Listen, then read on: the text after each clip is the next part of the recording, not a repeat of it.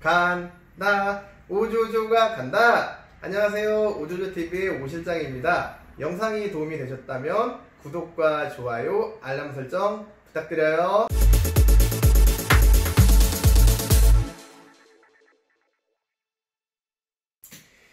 오늘은 아파트 바닥재에 눈탱이 맞지 않는 방법에 대해서 제가 한번 영상을 담아볼까 합니다. 여러분들께서 아파트 바닥 평수에 대해서 굉장히 궁금한 사항이 많이 있는 것 같아요. 지금 뭐 다른 분들이라든지 또는 아는 지인들도 저에게 가끔 뭐 연락이 온다든가 했을 때 물어보신 것 중에 하나가 실제로 바닥 평수가 몇 평이 들어간지를 굉장히 궁금해 하시더라고요. 제가 지난번에 담았던 영상을 보시게 되면 그때 실크 벽지 아파트 평형에 대해서 실제 필요한 양과 그에 맞는 그 다음에 도배사 인건비에 대해서 영상을 한번 올려드렸었는데, 오늘은 그 2탄으로 한번 실제로 아파트 평형에 맞는 실제 들어가는 바닥 평수가 몇 평이 되는지에 가르쳐 드릴 거예요. 오조조가 간다. 제가 기본적으로 생각할 때 32평 아파트를 기준으로 제가 말씀을 드려볼게요. 32평 아파트를 기준으로 했을 때 우리가 보통 일반 사람들이 알기에는 실제로 우리 집 32평 아파트 같은 경우에는 바닥 평수는 32평이 들어가는지 알아요. 근데 실제로는 그렇지 않아요.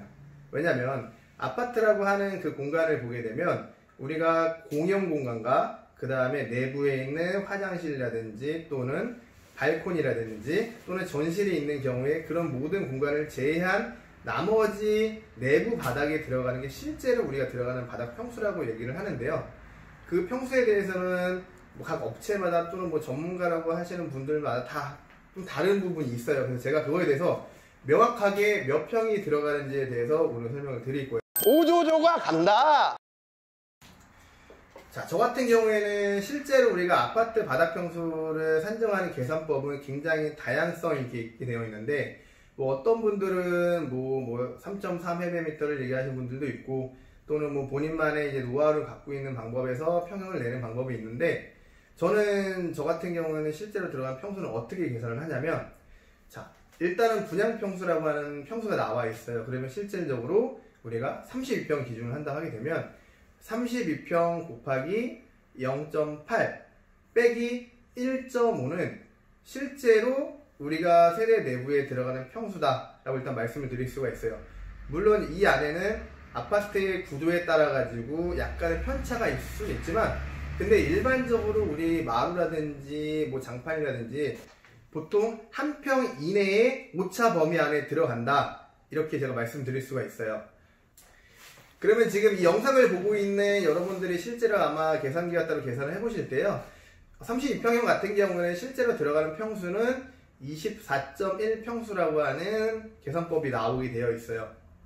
그러면 이게 실제로 우리가 아파트가 비약장이 되어 있는 상태에서 실제 들어간 평수라고 보시면 돼요. 물론 장판 같은 경우는 뭐 24.1평이 되겠지만 마루 같은 경우에는 보통 우술이 0.1평 정도는 우리가 제외할 수 있기 때문에 실제로는 24평 정도가 들어간다라고 보시면 될 것 같으세요.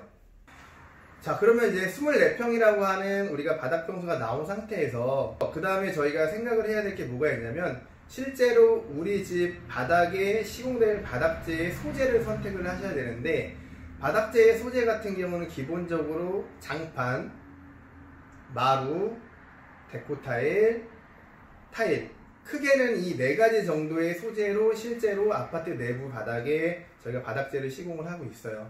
그러면 오늘은 기본적으로 제가 장판과 그 다음에 마루에 대해서 바닥 평수를 좀 더 디테일하게 일단 설명을 드릴 건데요.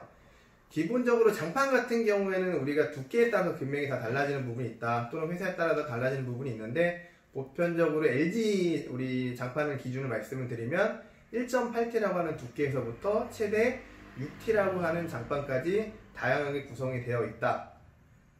일단 제 기본적인 장판 같은 경우는 1.8T로 구성이 되어 있는데, 1.8T는 당연히 상대적으로 경제성이 있다고 일단 말씀을 드릴 수가 있는데, 근데 그만큼 얇기 때문에 뭐 찍힘 현상이라든지 눌림 현상에 좀 취약하다라고 말씀드릴 수가 있어요.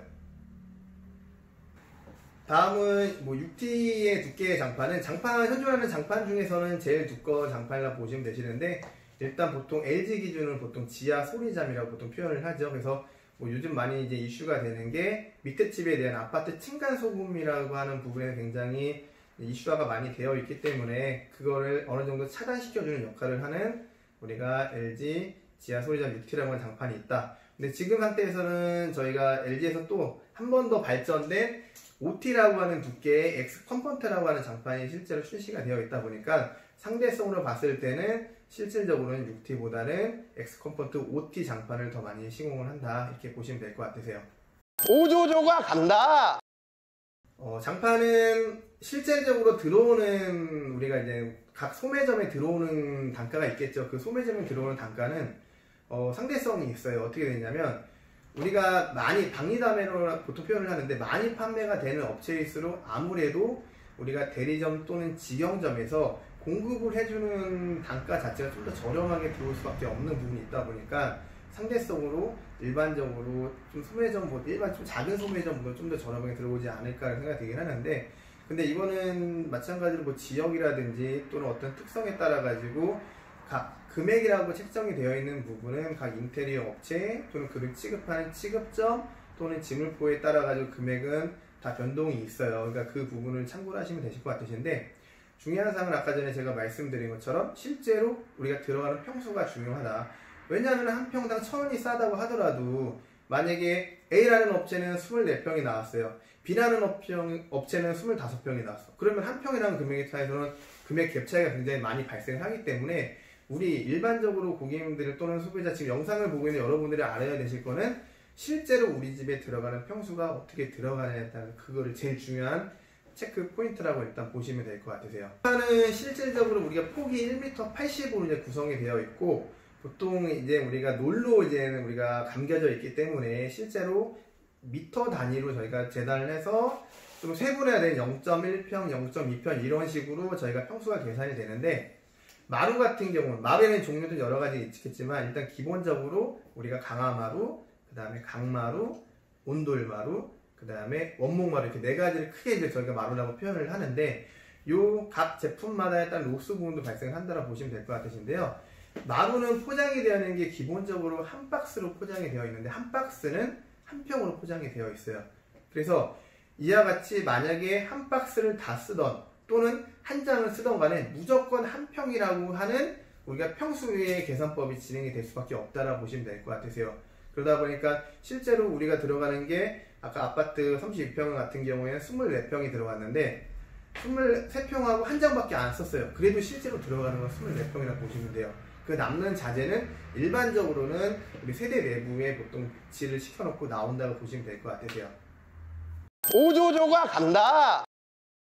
근데 여기서 하나 우리가 알아야 될 부분은 마루 시공법 중에 우리가 뭐 대청마루 시공법이라든지 또는 헤링본 마루 시공법이라고 보통 표현을 하는데, 헤링본, 우리 갈매기 모양의 날개 모양이 되는 헤링본이라고 하는 마루 시공을 상대적으로 많이 지금 진행을 하고 있는데, 헤링본은 기본적으로 일단 마루 금액 자체가 평당 금액이 좀 비쌀 수밖에 없어요.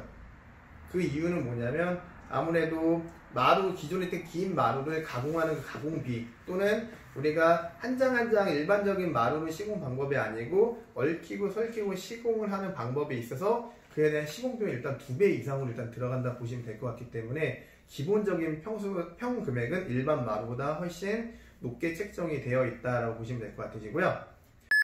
나온 상태에서 보통 1.15 또는 1.2라고 하는 우리 로스 부분이 발생을 해요. 그러면 실질적으로 저희가 24평 아파트를 기준으로 했을 때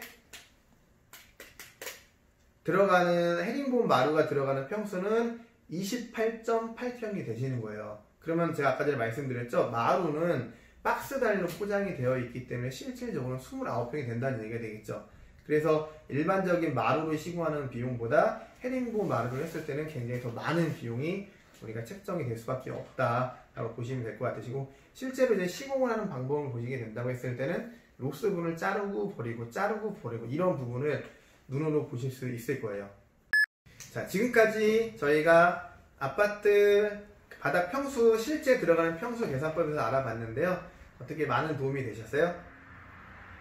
그 외에 뭐 아까도 말씀드린 것처럼 바닥재 소재에서는 뭐 장판도 있고 마루도 있지만 그 외에 뭐 데코탈이라든지 또는 우리가 폴리싱 타일 또는 포셔닝 타일로 표현을 하는데, 그런 타일이 들어가는 것 부분에 대해서는 제가 추후에 마루에 대한 실제로 들어가는 평수 되는 거에서 다시 한번 영상을 다루도록 할게요.